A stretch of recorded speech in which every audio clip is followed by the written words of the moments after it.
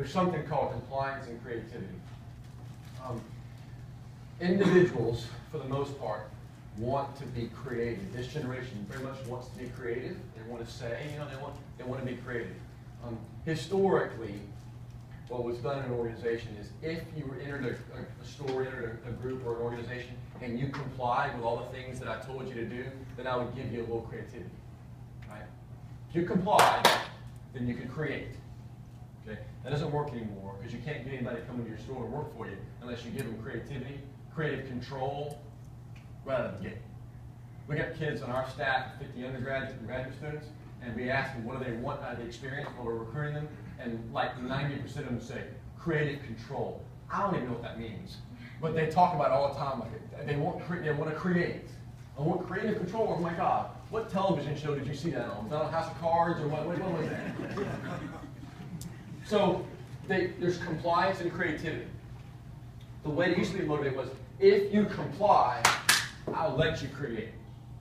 Now everybody needs to create from day one, be creative and have a say and tell you what you should do in your store. How many people have hired somebody and like in the first week they roll up on you and say, I really like your display there, but I think if you moved it over here, it'd be much better for the store. We'd sell a lot more iPhones if it was, could you reconfigure the entire, I have a design, here's my blueprint that I did last night on my iPhone about how to display iPhones.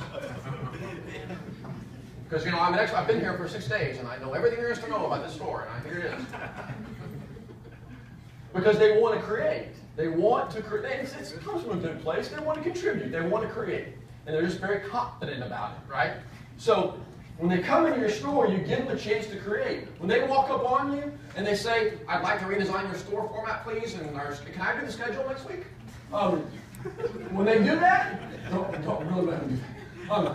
Engage the creativity. Engage it. Let them have a voice. Let them express to you what they want to describe. Give them that voice. Give them the creative control. Let them be creative.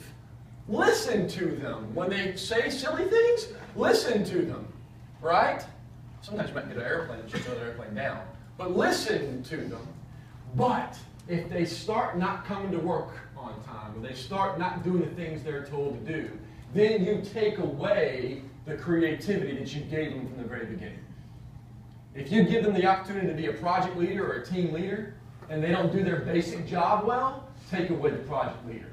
Take away the team leader. If they're a trainer, have peer coaching and peer training in your store, if you've made them the subject matter expert on new products, and so they get to train other people in the store with a peer training, that's something you guys should try if you're not doing it, is let them train each other in collaborative learning and everything, and they're leading little mini training groups or training classes because they ask that, they want the creative control, you're trying to engage them, and they don't do what you tell them to do, they're no longer the subject matter expert. They're no longer training, they're no longer leading any teams, they're not a project leader, they're not a trainer leader. You lose it. When you comply, you can have your creativity back.